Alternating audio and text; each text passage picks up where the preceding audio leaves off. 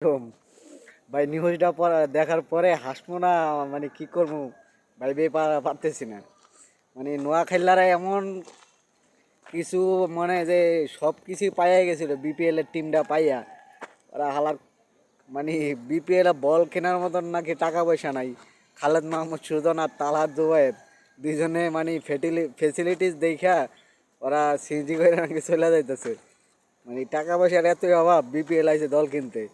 কি অবস্থা, হাস্যকর বিষয় ভাই। বিষয়গুলো দেখে আমি হাসিটা ধরে রাখতে পারলাম না। ওরা বিপিএল মানে সার্কাস নামে পরিচিত হয়ে গেল। নোয়াখাইলার এত কিছু কইলো যে বিপিএল দল পাইলো, কুমিল্লার এরা দল পাইলো না। মানে কি বলবো, সবাই বেশি বেশি শেয়ার করে দেন ভিডিওটা, যাতে নোয়াখাইলারা দেখতে পারে। আর নোয়াখাইলারা মেনশন করে দেন সবাই ভিডিওটা।